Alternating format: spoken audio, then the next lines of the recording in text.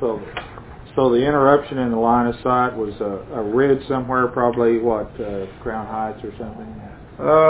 Yeah, along around 13th, 15th Street is a small ridge, and it's not completely line of sight. And this frequency, it almost has to be line of sight. And the leaves was coming out on the trees, and they was absorbing the energy. That's the 4-foot dish. I see.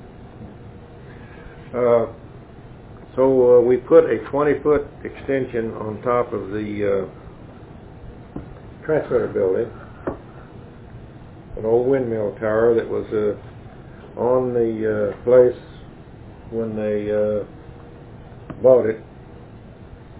In fact, you can see it right there. That helped, but as the days went on, the signal got on down. And it ended up, we had to put a 60-foot windmill tower on top of the municipal auditorium to get enough signal out to stay on the air. But not until after we signed on the air, and for a while we had to shoot from the municipal auditorium to the top of the APCO tower and then to the transmitter. Had to use that as a relay. Well, the problem came, at that time we was doing one scheduled remote a week, which was the Friday night wrestling at the old Stockyards Coliseum. So sometime in the early evening, we would switch over back to the direct link because we had to use the equipment at the APCO to get the Coliseum in and down to the studio. So we had to do some quick reversing there. So I'd say it was long in July. I know it was pretty warm weather. That we did it ourselves. We put up the tower on top of this auditorium. And from this 55-foot or 60-foot, and then the 20-foot on this end, we had, I guess, line of sight because we didn't have any signal problems. Now, we were talking about line of sight. Now, in the earliest days, when they were trying to get the receivers out in various rural areas to operate better, some of the people we've talked to who are involved in that had often talked about that they had, if they were in a lucky location where they had a line of sight reception, then they were in good shape. Could you explain what that means? The higher the frequency, the more direct you have to be from point to point. Like at the radio spectrum, the wavelength is fairly long, and it tends to bend right on around the Earth. The higher the frequency, it tends to go more in a straight line. The higher the frequency, the more the straight line. And so the television signal was, back in those days, was considered a fairly high frequency. And receivers did not have the sensitivity that they now have. And of course, back in the early days, we didn't have the television power we have today. So the first transmitter was only a 5 kilowatt transmitter. That was all that was made. And so the people out in the outlying areas, if they had line of sight, they was fortunate. And even then, they would put up massive antennas trying to get the signal in. Now, do you remember anybody discussing that in the station's operations? Yes. I had long discussions with Mr. Sugg and also Mr. Lovell and Hoyt Andres, which was the assistant manager, about how to solve these problems. And even they got me involved in helping solve some of these problems in outlying communities, in going out and surveying what kind of antenna will they have to put up to get a usable signal, to get a picture. Of course, at that time, we was the only station on in the whole in Oklahoma, and the only other station on in the southwest was Channel 5 in Fort Worth. Amarillo did not have a station at that time, and I remember being at my brother-in-law's in Borger, Texas on a weekend, and he says, well, why don't you go over, let's go over and see what your station looks like. Some friends of his had set up a massive antenna. It was 100 feet or better high, massive looking antenna, which was 220 miles. And they was getting WKY-TV at that distance. Not real good. It was right snowing. At certain atmospheric conditions, they had a real good picture. At times they didn't have anything, just snow. But, of course, there was no interference from other stations on the same channel because there wasn't any. Right. So the people even at that distance would spend quite a little money putting up large antennas to get a picture. I was wondering if there was a concern on the part of the station's ownership or management to ensure that there were enough receivers out there to do some good. And that's right.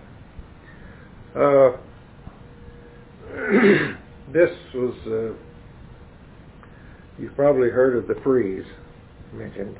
I have not, no. Okay. When WKY applied for the license, for some reason they were stalling, or well, we want it, but we're not going to do it right now. Their attorneys in Washington,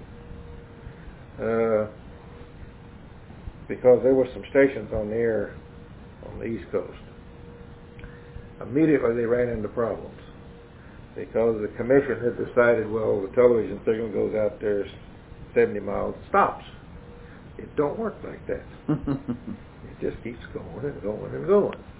Well, what they had found out was they had interference problems. Well, to solve the problem, they decided, well, we will not allocate any more channels till we find out what we're doing. So we will put a freeze on allocating new television channels. And the attorneys in Washington got a hold of, I guess, Mr. Studd, and said, if you want this license, do it today. Get this application in, because there will be a freeze put on Monday. I see. Unless your application is in, you will not be granted a license until after their study, which may be 6 months or a year, which turned out it was about that long, or maybe longer. So they hastily got this application together and assured the attorney that would be on his desk Monday morning. Well, somebody dropped the ball, and they gave the application to a page boy to drop in the mail, and he didn't do it. Monday morning, he still had it. Well, the attorney called and says, where is this application? Well, it's been mailed to you. I don't have it. Well, it turned out it was still here in Oklahoma City. But the attorney had enough power and got it through, and they got this thing out there and got it just barely under the wire so that they could be allocated a channel. Now, they had applied for Channel 4 on the onset by recommendations of RCA and NBC. That Channel 4 seemed to be the best channel for distance operating and less interference from other sources.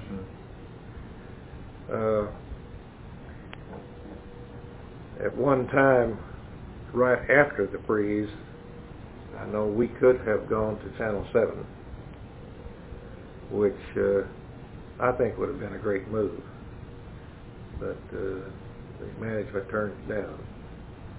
7 was also a good frequency to... 7 was also a great frequency. Of course, Channel 7 now is occupied by law. Right, yeah. But we could have gone to Channel 7, and that would have given us, we could operate at 316,000 watts effective radiation, whereas on channel 4 you can only operate at 100,000 watts effective radiation. According to the Commission and all their engineering figures, channel 4's 100,000 watts is supposed to go as far as channel 7's 316,000 watts. Well, it don't quite work out that way. Because if you figure some of the, like channel 9, they're running 316,000 watts. They've got more coverage out in the outlying area, in some areas, than channel 4 does. Now, at the station in the 50s, what would you consider one of the major breakthroughs? Would videotape be? No, I'd say color first. And you were on color by? I don't know whether it was Sugg or Sugg and Gaylord, or probably both. But early in the television game, Sugg placed an order for RCA if they ever adopted the color standard. He wanted cameras. Now, by that you mean the industry hadn't decided on? No. Even in February of '49, when I were in New Jersey, I visited the Princeton laboratories. I saw color television. Beautiful color, but you couldn't transmit it. It would have taken up 18 megacycles of bandwidth. Well, you've only got 4.5 to do everything: color, audio, and black and white. So actually, this 18 megacycle spectrum produced a beautiful picture. Sure it did. So they had color. Of course, they didn't have a color camera. They had color slide equipment, like 2x2 slides is all that they had at that time.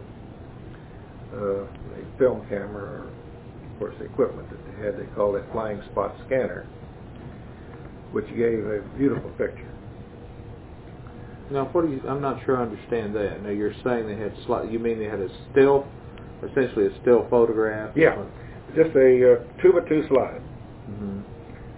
And that was the only color equipment that they had at that time. And the flying spot was created by a high-intensity tube. And by lenses, they focused this onto the slide. And then they had color splitting mirrors out here, so if it was in the green spectrum, it went one way, and if it went to red, it went here, and blue another. And this was all picked up by sensitive tubes. And then you had 3 complete separate television signals. You had a red one, a blue one, and a green one. And then what you did with it from there, of course, back in those days, they had no way of encoding it. They had built up a color monitor of a sort. Of course, then it was only about a 12-inch screen. But they was feeding it with 3 specific signals: a red one, a blue one, and a green one. And, of course, it presented real good pictures.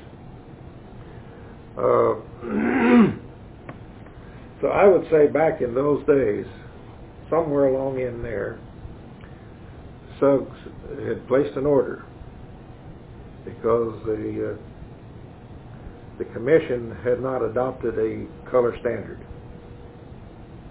But he placed the order that in the event a standard was adopted, that he would have an order resting right there. Mm-hmm.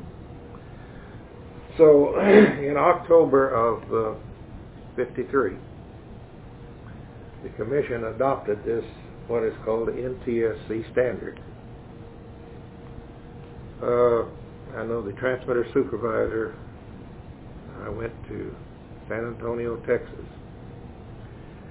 to a SMPTE seminar. of which they showed the color and how it was derived and how it could be transmitted over the standard channels. Now, what do those initials represent? The NTSC. no, that's the National Television Society. But the other. It was a committee that was derived of engineering people, RCA, commission people, and all that had gotten together to find out how to do this. Well, there was 2 or 3 different models or things that came up. In fact, CBS, if you remember back in the early days, before they adopted the NTSC system, CBS came out with this rotating wheel, sequential, a red, blue, and a green on this wheel. Well, if you had one in front of your black and white set, and they had one in front of the camera, and you had them synchronized, you had a fairly good color picture. But it was all mechanical. And keeping those things synchronized was not a very good thing. You know, you got this big flying wheel out there in front of your TV. So it was not too practical. So when they came out with the electronic method, NTSC, which we now use, was adopted in somewhere in October of '53. Of course, they didn't have any cameras made, but our order was still resting there. So then hastily, everybody wanted to get cameras. Of course, the networks, NBC primarily, of course they was the RCA owned, they naturally got the first choice. CBS placed their orders, but they was down under us. And ABC hadn't done anything at that time. And of course Dumont was almost out of the picture at that time.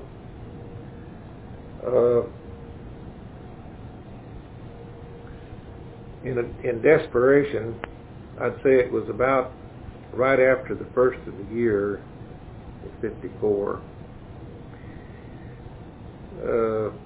RCA hastily had gotten a camera design that probably was pretty well along at the time anyhow, so they could manufacture a camera. Well, we was to get cameras immediately after NBC, which we did. They had placed an order not knowing what to place. They had placed an order for 3 cameras, but 2 systems. It took an awful lot of peripheral equipment to make a color camera work. The camera, they decided, was the most technical part of it, so we'll buy 3 of those, and then we'll have a spare. The monitor and your control equipment and the encoding equipment, they decided, well, we'll just buy 2 of those, expense-wise, which was several $1,000s, $100,000s of dollars less. So when we received the camera equipment, we received serial number 7 and 11. The other cameras went to NBC in New York. Okay, CBS called Sub to find out if there was any way that he would give up one of his cameras so that they would have a camera to do some color. So they was desperate, competition-wise. Yeah. So he relinquished the 3rd camera. So then our cameras then was serial number 7, 11, and 34. Well, that's why this spans between 11 and 34. CBS came in there and got that. And of course, actually, we did not need the camera. but we had nothing to make it work unless we take one of the others out of service. So I remember the first color equipment that we received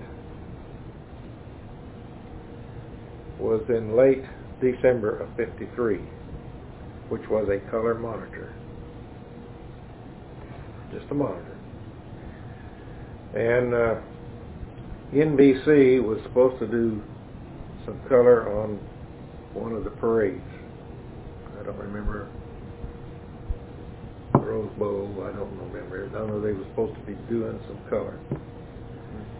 Of course, the video coming into Oklahoma City was all by some microwave and some coax cable. The band limiting factor of the coax would not permit any color to come down it. So we didn't see any color. And right after the first of the year, there was one or two programs that NBC had put on once a week was in color. We didn't see any color. The cable had wiped it all off. Band pass of the cable wouldn't permit it to go through. When we received the camera equipment,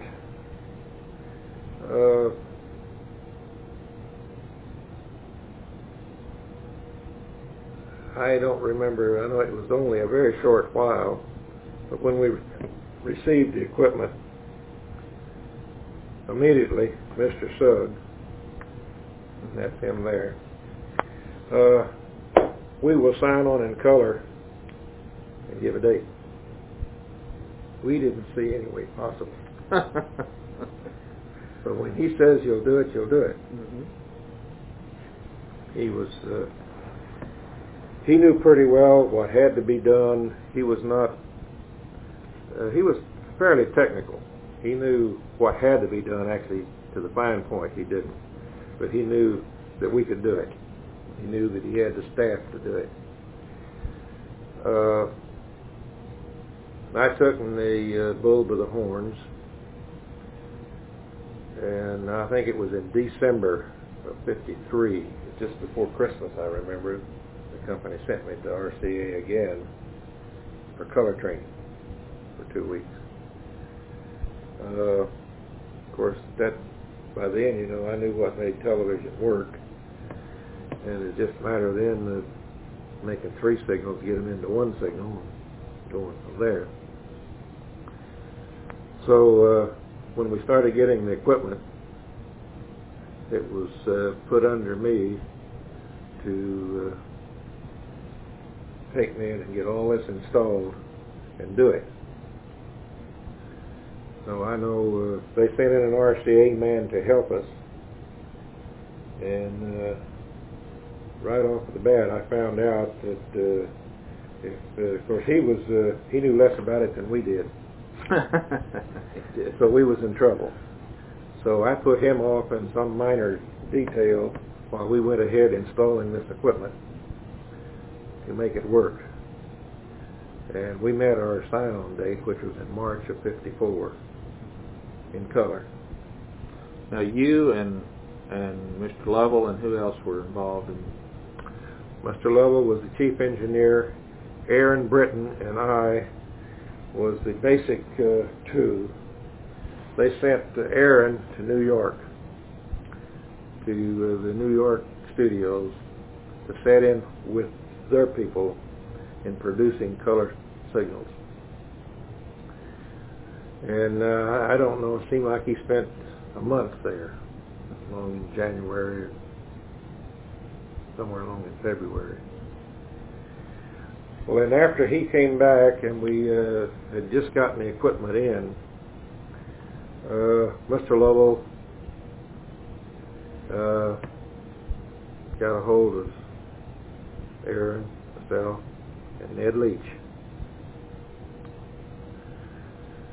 because color was new to us. We had a book about like, yay, here's you one, here's you one, you one.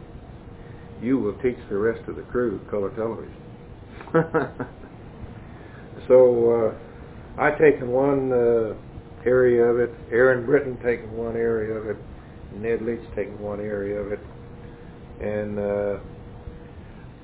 we actually got Prissy Thomas, which you may somewhere along the line in on it, and once a week, engineering and anyone else, artists, lighting people, camera operator, or anyone that wanted to set in on our session. And actually, we then taught color to our people. From this is what we've got to do, this is how you do it. Aaron's he was more of an artist on getting a perfect picture. Ned's was more in another area. My area was the encoding and making sure that after we got the three signals, so I had to teach the encoder to them as to how you take 3 signals and make 1 signal out of it. And you said you got Prissy Thomas in on it. Prissy Thomas, her part of it was color psychology. Now, what was her job at the station? Oh, she had a show on, I don't know whether it was a daily or twice weekly or so. Was that a cooking program? No, she was part of that. Sybil Johnson was in charge of the cooking program, basically, but Prissy had a kind of an interview show. She understood basic color, not the light theory, but the paint theory, as to what colors was that you could use with this, and how it would affect people in various ways, psychologically. That was her part of it. Did that information filter into making sets and things like that? Yes, the art people was in on this, set design, as the background. So the backgrounds weren't necessarily just for a technical reason. Right. The colors. I see. Well, that's a surprise.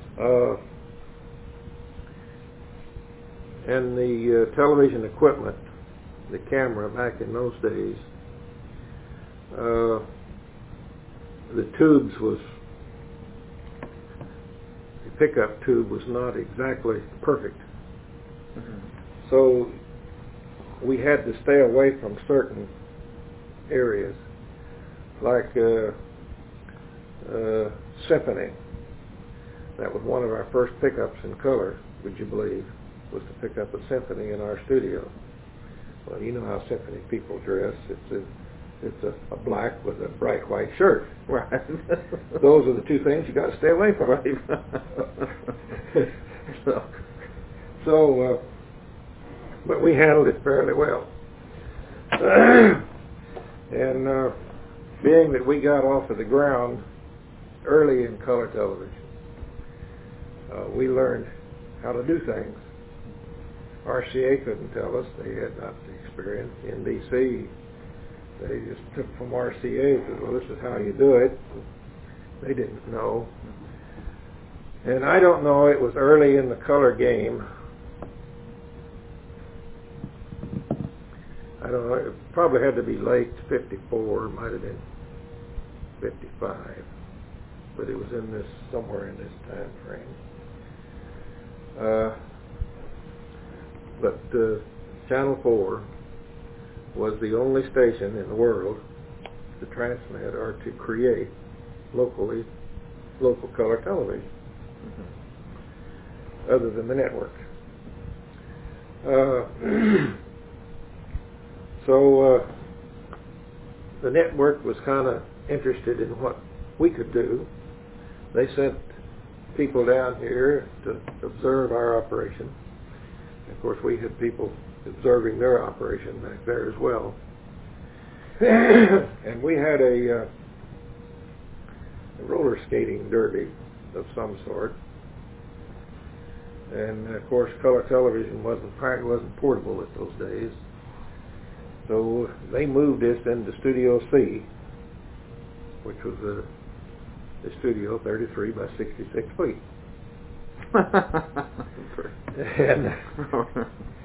and we had 2 cameras operating. We had the 3 cameras, but of course the other one was inoperable due to control equipment.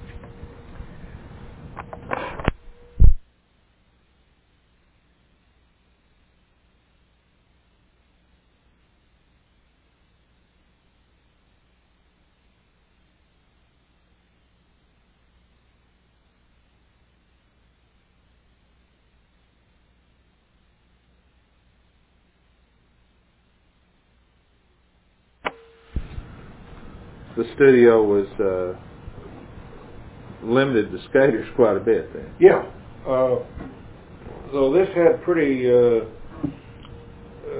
was interesting to NBC, and they decided, well, why don't we take a broadcast from Oklahoma City Channel 4, because we had filmed a lot of stuff in black and white over the years. Let's see what they can do in color. They had sold it to NBC, so it went national, NBC, and we put it right out of Studio C. Now, was that the first local feed to a network? That was the first local color feed to any network. Because nobody else had color cameras at that time. So we put out our best foot forward. It almost ended in tragedy. We take one of these cameras, and the cameras weighed 300 pounds, less the pedestal. The pedestal weighed at least that much. And we put this on a forklift, electric forklift, which we had rented from some company, and put this camera on this forklift to where the camera they could raise it and lower it to get up to see these skaters out here doing their thing. And the camera, the operator of the forklift, the skaters came in ahead of him. Well, here he goes trucking back this 66 feet because he was plumb to the back door. They was coming in the back door of the studio. The skaters came past him. And when he came back, he just almost went through this wall. But he stopped it in time. It was like I say, you could just see everything going, because he was coming back, I mean, full speed with that forklift across that floor. But anyhow, after the show was over, Aaron Britton had several good contacts with NBC, being up there for a month. One of the people who was observing the show up there called him. He says, "What kind of camera equipment are you using?" Well, it was only RCA. Nobody else had one at that time. He said, "Well, it's a TK40, same as you got." "No, you can't get that kind of pictures out of TK40s." "Well, we do." And they was flat amazed because we had the time, Aaron, and myself, and the rest of the crew, we had the time to work on it, and we found out how to make white white. That was one of the problems that RCA had not solved. You take a white shirt, instead of a burn like this, it might turn out pink on one camera, it might turn out bluish on another camera. They had not learned how to control it. Well, Aaron was pretty, like I say, he was a perfectionist. So, with my help, he knew what he wanted to do. So he worked very close with me, and I said, "Okay, this is the way we'll do it," and we did it. We made white white and black black, which RCA had not learned to do yet. So when they saw these pictures, because these costumes that the skaters had on. Some of them was white. Well, when they got to New York, they were still white. They couldn't understand that, and the cameras matched. This one was white, and this one was white. This one didn't turn pink, and this one didn't turn purple. Which they was flat amazed that, and that's why they called immediately and wanted to find out what kind of camera equipment are you using. Now, specifically, some of the things that contributed to that were the studio was studio lighting different from other studios? No, not that. No, we created this white electronically by controlling the inner workings of the camera itself. Aaron knew what he wanted to do. He didn't know exactly how to do it, but he knew what he wanted to accomplish. When he came to me and he says, to make white, this is what we've got to do. So then the three of us, or four of us, or two of us, we got our heads together and I said, okay, we can do it. And over a period of a little time, we worked out exactly how to do it, and we did it. So, in fact, even after that, there was people from all over the whole U.S. would come to Channel 4 to observe our operation. KROA in San Francisco, to be one specific, he spent a week here with us. People out of Chicago and other stations throughout the whole U.S. come to observe our operation. Just to actually what we was doing, how we did it, and so forth in color. Of course, there weren't many color receivers in those days, and what there were was pretty expensive. But we stayed on color, producing at least one or two shows a day for 2 or 3 years, and then kind of slacked off to one a week for a good long time. And I remember we had the third camera, but we could not operate it. We had a flying spot scanner, which was practically worthless because the only thing you could do was transmit slides. You couldn't produce any film, 16 millimeter. And there was no way to go from one slide to another other than by just pushing it in front of the lens, which was not too good didn't look good on the air. So RCA had come out with what they call a 3V system, or 3 Vidicons, for film and slide pickup, which we had put in late '54. So we had taken the flying spot scanner out of service. The only thing we ever used it for was just set a slide up there on it, and we would go to it as a breakaway shot, then go back to the studio and put in another slide and go back to it. That's all you could do, which wasn't too practical. But the control equipment was similar. So WBAP in Fort Worth had updated their TK40s to a TK41. Basically, it meant a whole new control, but the same camera body. Mm-hmm. And I got a hold of the chief engineer at Fort Worth, asked if he had any of this terminal equipment that he had taken out when he updated his camera. He said, yeah, I got it all out here. What do you need? I told him what my method was, and he said, well, yeah. He had a terminal chassis which all the cables connected to go in and out. The encoder we had, the channel amp we had, but we didn't have the main control panel, which was different. So he had that. So about 3 or 4 pieces of equipment, what they had and what we could build up. Because the management come to me in, I guess, July of that year, and it was 66. Says, we will hit the air September the 1st, full color, everything. Wow. I couldn't see any way, you know. It just left me in awe. Mm-hmm.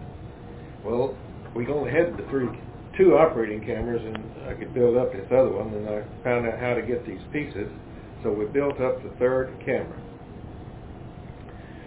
So what we ended up doing was use the camera that we built up in Studio B permanent. It didn't move, but the other two cameras moved from Studio B to C, and we did an awful lot of commercials and shows in both studios.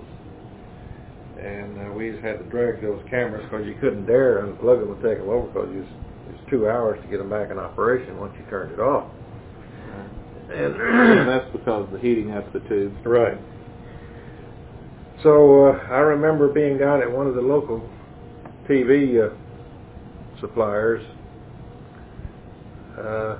in August, and I was looking for my personal use, the color television set. And long in August, they was trying to get rid of them. And they had some fairly good deals going. Well, I think about 2 days, it might have been a week before, they put out a Oklahoma full-fledged insert. WKY-TV goes full color September the 1st. Well, it blew everybody out of the water. In fact, one of the suppliers that I had been talking to on the color television set, the set that I really wanted, they was out of, and they wasn't selling too well because color, there just wasn't that much color.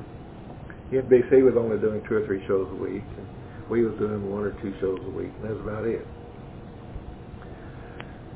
So he called me and he says, "Why didn't you tell me?" Now this is the wholesaler you're talking Yeah, the wholesaler. Right. Said, "Why didn't you tell me?" Well, I didn't feel that it was my duty to go under the table and tell them. I figured if management wanted to know, they would advise them. But they didn't tell anybody until it came out in the newspaper. We will go full color September the 1st. That's interesting. Now, what do you suppose that was to show no favoritism to the? I think so. Mm-hmm. For advertising yeah. considerations, I guess. Mm-hmm. So a lot of people and the wholesalers had not gone heavy on color television because they just wasn't moving too well until we made the big splash, and NBC made a big splash at the same time to go color, a lot more color. So color television sales just went right off the way.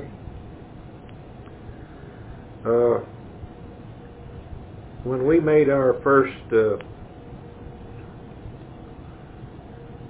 before we signed on officially in color on the air, we was producing color television pictures for in-house purposes. And this was in, say, April of '54.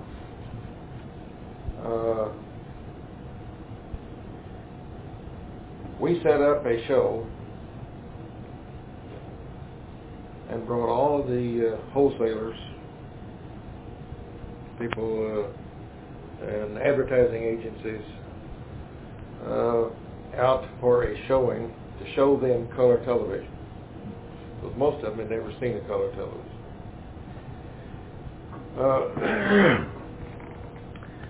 What we did in Studio C, we set up about a 15-minute broadcast of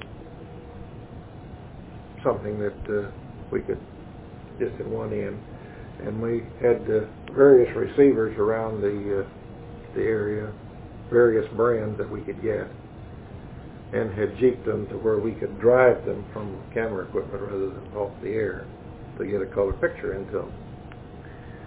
And I know there's 4 or 5 different brands.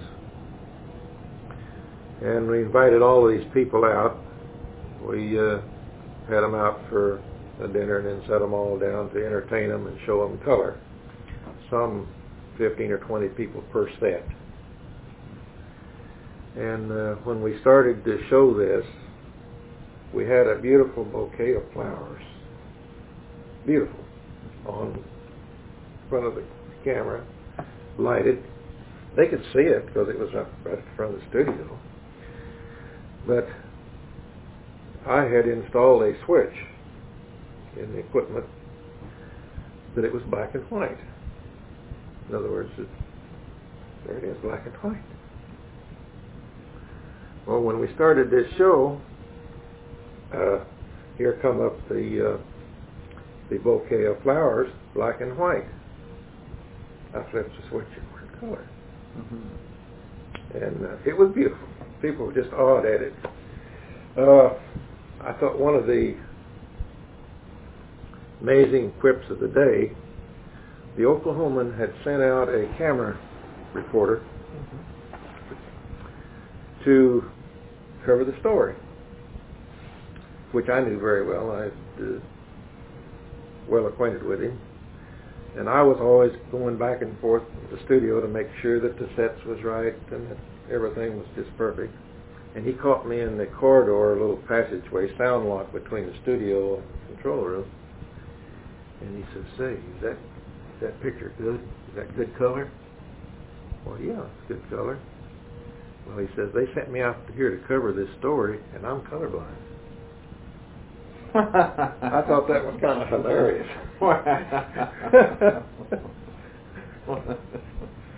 He says, "All looks the same to me."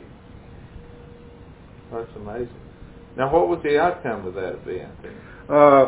It was very spectacular. All of the agencies and set suppliers was flat amazed on how pretty color could look. And color sales started up a little bit. Of course, due to the lack of color broadcasting, they kind of slacked off from about 55 on up till middle 60s. It was just kind of gradual. Then 66, we went full color, and then it just went right on its way.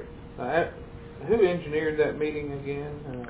The engineering was probably by our promotion department, because they got with us, says, "This is what we want to do. We want to show agencies and some of the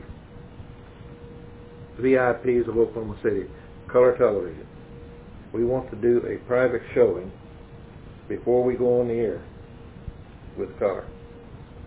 So we all got together. This is what we're going to do. This is how we're going to do it, and they organized it from there. So we don't actually know who might have initiated the idea. No, I really don't. But I would say wouldn't surprise me that it was probably P.A. Sugg, because he was a man with a lot of fire, and when he had something to show, he showed it. He had something to do, he got it done. Now, what the station started to evolve as others did, more full color broadcasting at that point. Mm-hmm. How long was it before the competitive stations had full color? Do you recall approximately? No. Of course, Channel 9 came on the air, and they could not get a license until the freeze was lifted, and that was in the early 50s somewhere. So we had been on the air some 2 or 3 years before they became on the air. They did not do anything in color for quite a while. They came, of course, RCA was the first supplier of color camera equipment. GE made a color camera very similar to the one that RCA had that really never got off of the ground. and transistor circuitry began to come into life in the, I'd say, the 60s, early 60s. Now, did the station start to use that technology? There's quite a back of engineering. Transistor circuitry, we did not get any equipment until late 66 of any transistor circuitry. I think what had happened when the station decided to go full color, they had ordered new cameras from RCA. RCA couldn't deliver, and I think that's why the pressure was put on our people. We've committed ourselves, we're going to do it. So we did it with what we had. Now, we signed on in September full color, and it was long about October, late October, early November. We received 4 color cameras from RCA, and the camera size was almost the same size as the original, which is the same, very similar to the type you have on display. Weighed 300 pounds. But a large amount of the circuitry was in the camera, but it was transistorized. The tubes themselves, they had gone to a 4-tube pickup rather than a 3-tube pickup. They used a 4.5-inch tube to pick up what they call the black and white signal, and 3 1-inch tubes, Vidicons, to pick up the color signals. The concept had merit, but it had the practical application of it was not too good.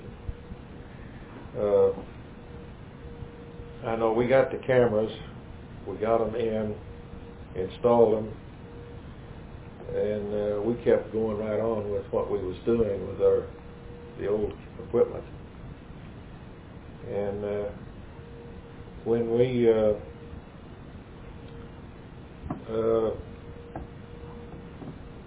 got the new camera equipment operating, and the RCA people was here to help us set it up, we could not get a picture that we wanted out of it. It just didn't look right. The color wasn't right, and it didn't perform like we wanted it to perform. And there was an awful lot of heated discussion between RCA and the station as to that camera had to perform, or where do you want them set? It got that bad.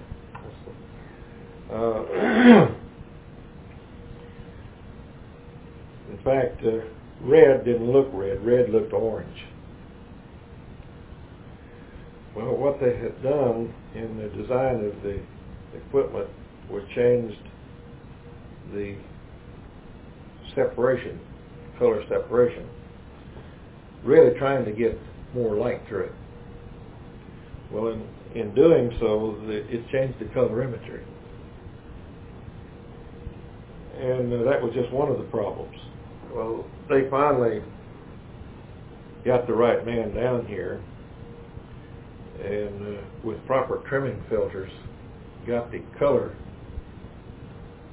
to where it would match what we were getting, that we was relatively happy with. So our idea was to use 2 cameras in Studio B, 2 cameras in Studio C. That way we wouldn't have this shuffle.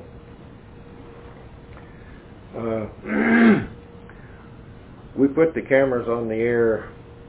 We didn't go on air until up in February. It was that long, trying to get a decent picture out of it.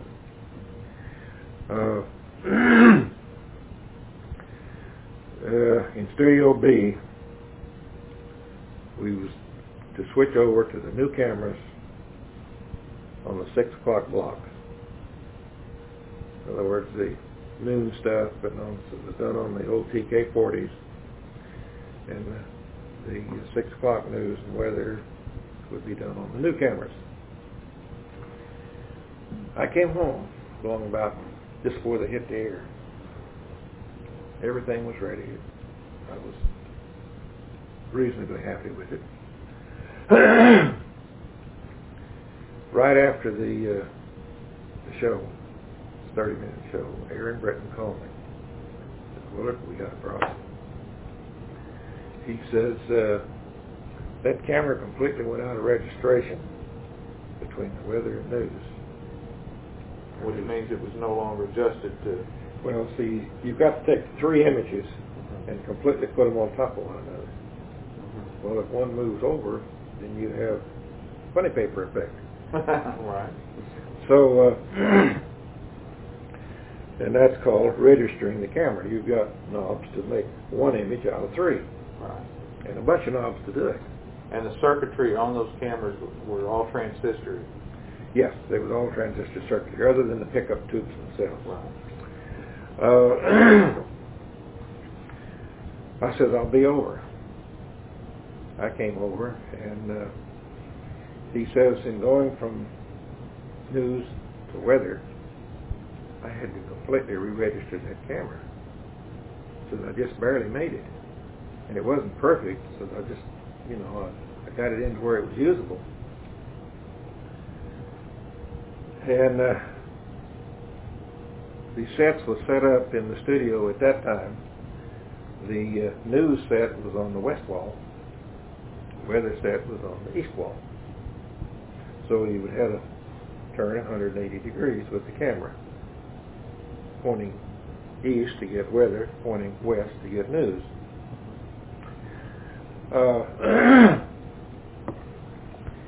He showed me the registration chart on the thing. He'd set it up there with light and the news set.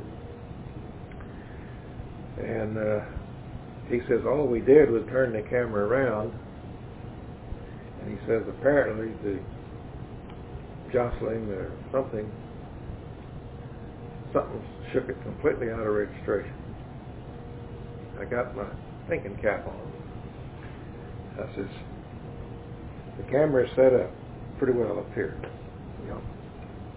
I says, let's go down in the studio, move this registration chart over to the weather set. Turn the lights on the weather set. Look at it. Now the registration chart is a color bar chart? No. It's all it is black and white lines, vertical and horizontal lines, and wedges. There's no color on it at all. That you all you do is just make one black and white picture out of it. So you're matching the 3. Take the 3 and overlay 3 pictures. All right. Please go ahead. Yeah. So we did, and it was completely unregistered. Blue was out, red was out. Like a ½ inch on a 21-inch monitor, which is a long ways. He says, all right, let's turn it back around. Turn it back around, pointing west, and it was registered. He says, there's your answer. Earth's magnetic field. We had problems with this. What tipped me off was our early black and white cameras had problems with the Earth's magnetic field. That if we would be pointing west, and if we pointed them east, we had to make minor adjustments to bring them back in focus. The shielding of the tube was not perfect. Well, in their next vintage of cameras, they had better shielding, and in the TK40 cameras, they had better shielding. We didn't have this problem. Aaron had forgotten about it. But when they built this new TK41, they called it a problem. I called RCA. In fact, the RCA man was still here. He had not left. He laid it onto everything, including the building was being magnetized, the radio stations causing it, and we even went as far as to take one of those cameras and put it on a flatbed truck as far as the cables would get it away from the building, which was about 300 feet, 400 feet. We still had the problem. So that's when he decided that it was the radio station that was causing it. And he wanted us to turn the radio transmitter on. Well, sorry, we can't do that. We can only turn it off. It will be off the air Sunday night, 5:30 till 6, Sunday morning. That's it. He said, well, let's make a check. So we did set up. We had the camera registered, and we had him turn the transmitter off. He could not tell us when the man turned the transmitter on or off. So it was not a radio problem. So we owned a station in Tampa, Florida at the time, which had got the cameras about the same time we did. They was not in color before, so they was using them. They was, they were doing color. They was relatively happy to get color. So I had been to Tampa many times. I was the one that they always sent around to all of the stations to solve their technical problems. And I called